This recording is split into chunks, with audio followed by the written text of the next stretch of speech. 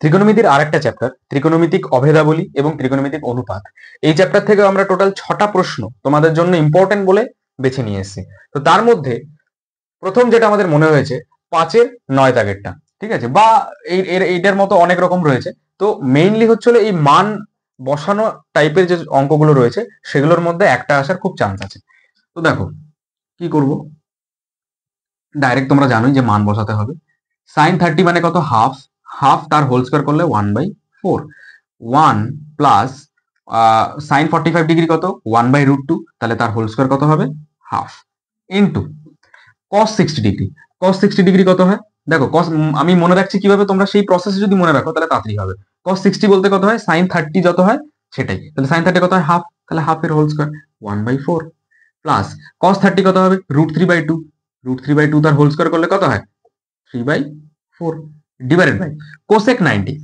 Cosec কার উল্টো হয়? সাইনের উল্টো। তাহলে সাইন 90 তে কত হয়?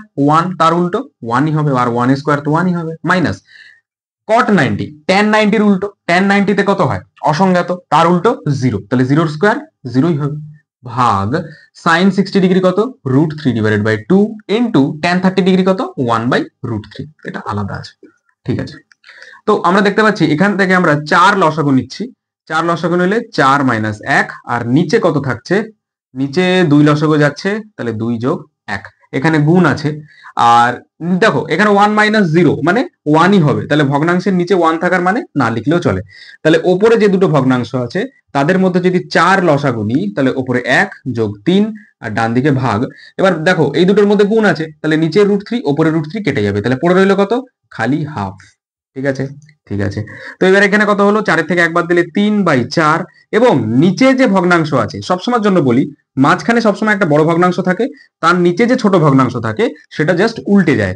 তো গুণ হয়ে গেলে 2 চলে যাবে ওপরে, আর 2 যোগ 1 এই ভগ্নাংশের ওপরে ছিল, তাহলে নিচে চলে আসবে, হয়ে গেল।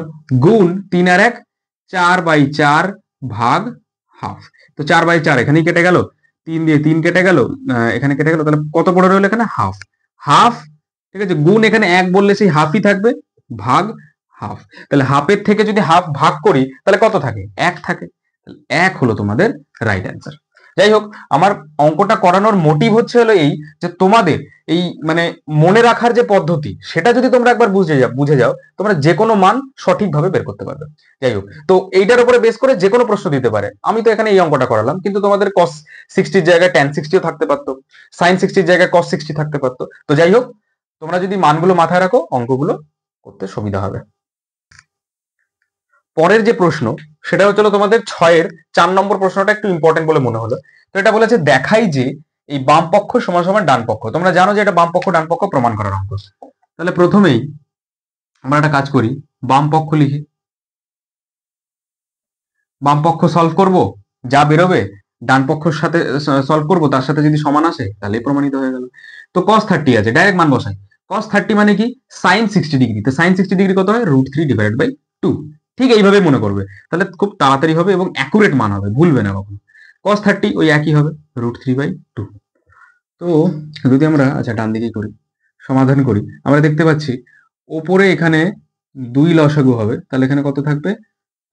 এখানে থাকলে 2 কে 2 যোগ √3, আর নিচে 2 লসাগু নিলে 2 মাইনাস √3, তাই তো। তারপরে √ওভার পুরো একটা ভগ্নাংশ, জাস্ট নিচেরটা উল্টে যাবে, তাহলে 2 প্লাস √3/2, আর এটা যদি উল্টে যায় তাহলে উপরে 2 আর নিচে 2 মাইনাস √3। √2 কেটে গেল, এই 2 কেটে গেল। আচ্ছা, ভালো কথা। তো এইবার 2 প্লাস √3, 2 মাইনাস √3, এইরকম সিচুয়েশনে কি করতে হয়? তোমরা জানো যে নিচে আমরা ভগ্নাংশের রুট রাখতে পারি না, তো তখন আমাদের করণী নিরসন করতে হয়। কিসের করণী নিরসন করব? 2 মাইনাস √3। তাহলে 2 মাইনাস √3 এর করণী নিরসক কত হয়? 2 প্লাস √3। তো এই সিচুয়েশনে নিচে যেটা থাকে তার ঠিক অপোজিট সাইন নিতে হয়, মানে 2 মাইনাস √3 আছে তো 2 প্লাস √3 দিয়ে ওপর নিচে গুণ করে দেবো, ঠিক আছে। তাহলে 2 প্লাস √3 দিয়ে ওপর নিচে যদি গুণ করে দিই, এটা একটা আলাদা, এটা একটা আলাদা, নিচে 2 প্লাস √3 দিয়ে গুণ করে দেবো, ঠিক আছে। তো দেখো কি এলো, a minus b into a plus b, নিচের কথা বলছি, হরের কথা বলছি, a minus b into a plus b, তাহলে a square minus b square, a কত? 2, a square minus b square, b মানে √3 তার হোল স্কোয়ার, আর ওপরে a প্লাস বি আছে ইন্টু a প্লাস বি আছে, তাহলে আমরা কি বলতে পারি? a প্লাস বি তার হোল স্কোয়ার, ঠিক আছে। তাহলে a প্লাস বি তার হোল স্কোয়ার। নিচে 4 - 3 চলে এলো, আর ওপরে 2 + √3 তার হোল স্কোয়ার রয়েছে। তো এর পরের লাইন যদি আমরা এখানে লিখি, 4 - 3 কত চলে আসলো নিচে 1, আর উপরে 2 + √3 তার হোল স্কোয়ার। তো তারপরের লাইনে কি হবে, এবার দেখো √ওভার আর প্লাস হোল স্কোয়ার দুটো একে অপরের সাথে কেটে যাবে, তাহলে কত পড়ে থাকবে 2 + √3। ঠিক আছে, খুবই ভাঙিয়ে বোঝানোর চেষ্টা করলাম। তাহলে বাম পক্ষ থেকে আমরা কত পেলাম 2 + √3। এবার ডান পক্ষ থেকেও যদি 2 + √3 আসে, এটা আমরা এখানে কোথাও লিখে রাখি 2 + √3, এটা আমাদের বাম পক্ষ থেকে এসছে। এবার ডান পক্ষ আমরা সেই একই রকম ভাবে বের করব।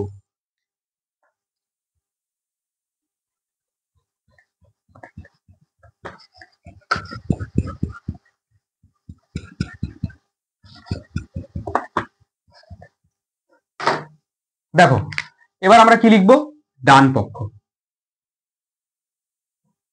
কত sec 60 প্লাস tan 60।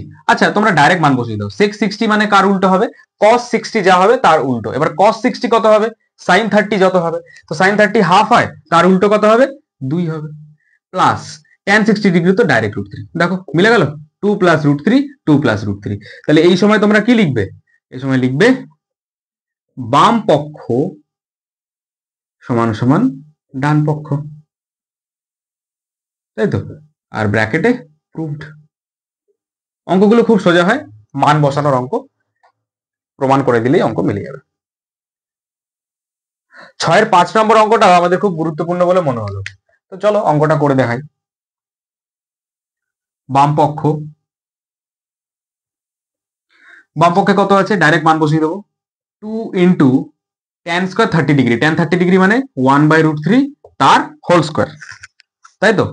এরপরে 1 মাইনাস 1/√3 তার হোল স্কয়ার, যোগ sec 45 ডিগ্রি। কি করে মনে রাখবে, cos 45 ডিগ্রি কত হয় 1/√2 তার উল্টো √2, কখনো ভুল হবে না, মাইনাস cot 45 মানে tan 45 এর উল্টো, tan 45 1 হয়, 1 এর উল্টো 1ই হবে, তার হোল স্কয়ার, সমান সমান। তো 2 × 1/√3 তার হোল স্কয়ার মানে 1/3 হয়ে যাবে, 1/1 - 3 হয়ে যাবে, যোগ √2 তার হোল স্কয়ার 2 হবে, মাইনাস 1 স্কয়ার তো 1ই হবে। এখানে কত এলো 2/3, আর এখানে নিচে যদি আমরা 3 লসাগু নিই, তাহলে এখানে কত হবে 3 - 1, যোগ 2 এর থেকে 1 বাদ দিলে 1। এরপরে ভগ্নাংশ উল্টে যাবে, নিচের 3 উপরে চলে যাবে, আর উপরে কত ছিল 3 - 1 মানে 2 ছিল, তাহলে 2 নিচে চলে আসবে, যোগ ডান দিকে একটা 1, 2 2 কেটে গেল, 3 3 কেটে গেল, এখানে কত পড়ে রইল 1। তাহলে 1 যোগ 1 সমান সমান 2 বাম পক্ষ থেকে পেলাম। এবার চলে আসো ডান পক্ষে, ডান পক্ষ কত বলেছে sec 60 ডিগ্রি, sec 60 ডিগ্রি মানে কি কার উল্টো, cos এর উল্টো, cos 60 ডিগ্রিতে কত হয় হাফ হয়, তার উল্টো মানে 2 হবে, বোঝা গেল। তাহলে দেখো বাম পক্ষ সমান সমান ডান পক্ষ চলে এলো, তাহলে এখানে লিখে দাও ডান পক্ষ, ব্র্যাকেটে প্রুভড, মানে বাম পক্ষ সমান সমান ডান পক্ষ, সেই জন্য ব্র্যাকেটে প্রুভড। ঠিক আছে, পরের ইম্পর্টেন্ট প্রশ্নটা কত 6-এর 7 নম্বর। এটাও দেখাই যে মানে তোমাদের বাম পক্ষ ডান পক্ষ করে অঙ্কটা করতে হবে। তো এরকম ধরনের অঙ্ক দেখে তোমরা খুবই ভয় পেয়ে যাও, যে ভাবো যে পায়ের মান কি না কি হবে, তো কিছু কিছু করবে না, জাস্ট পায়ের জায়গায় 180 বসাবো, তারপরে দেখবে কতটা সোজা হয়ে যায় অঙ্কটা।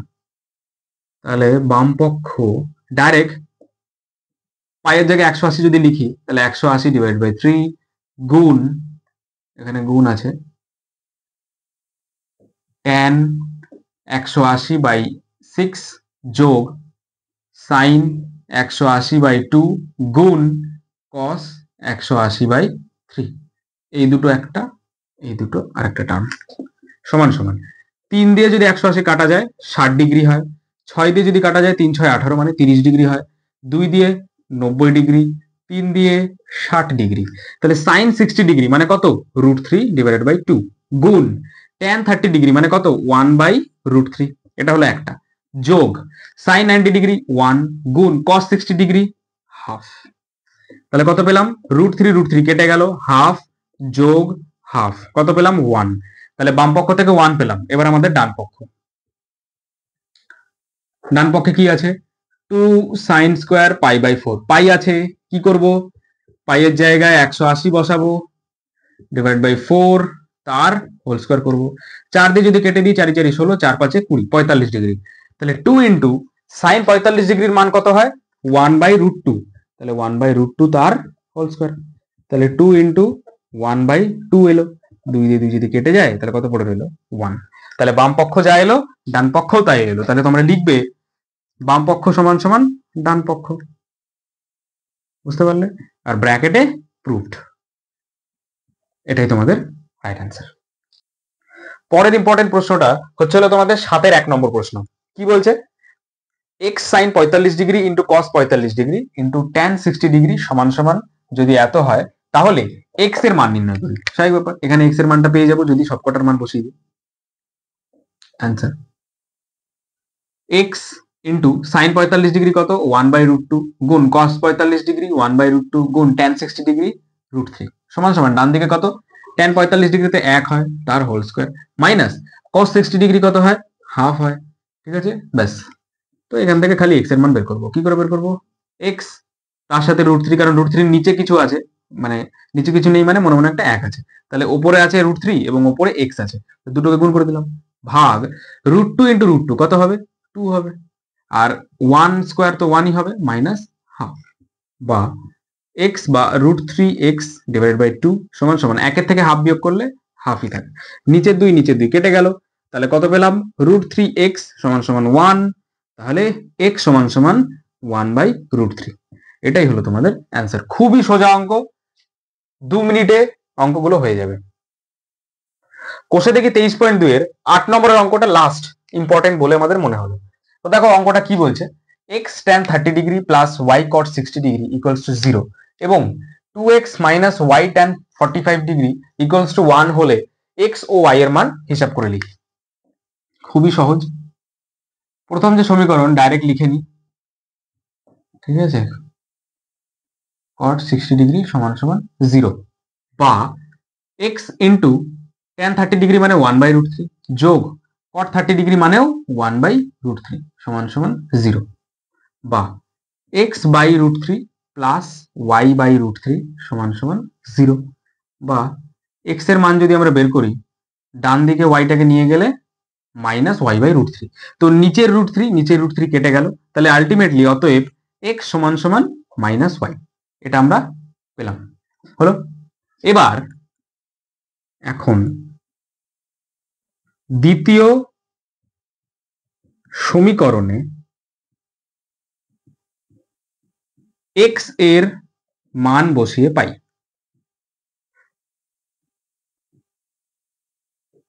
তাই তো? তাহলে কত?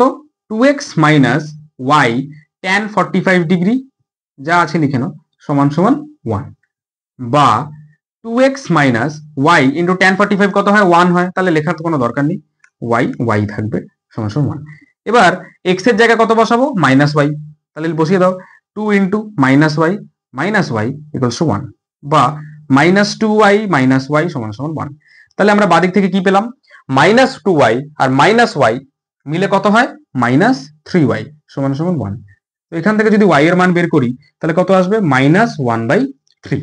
তাহলে y এর মান যখন আমরা মাইনাস 1/3 পেলাম তাহলে এখান থেকে x এর মানও পেয়ে যেতে পারি। তাহলে লিখবে অতএব, আমি এখানে করাই, অতএব x সমান সমান মাইনাস y আর সমান সমান মাইনাস অফ মাইনাস 1/3। মাইনাসে মাইনাসে প্লাস হয়ে যাবে 1/3। তাহলে x এর মান পেলাম কত? প্লাস 1/3 এবং y এর মান কত পেলাম? মাইনাস 1/3। যাই হোক, তো মোদ্দা কথা হচ্ছিল সমাধান করা নিয়ে অঙ্কটা করার কথা ছিল। আর এই অঙ্কগুলো নিয়ে যে 6টা অঙ্ক তোমাদের করালাম, যদি কোনো প্রশ্ন থেকে থাকে এখনই কমেন্ট সেকশনে জানাতে পারো।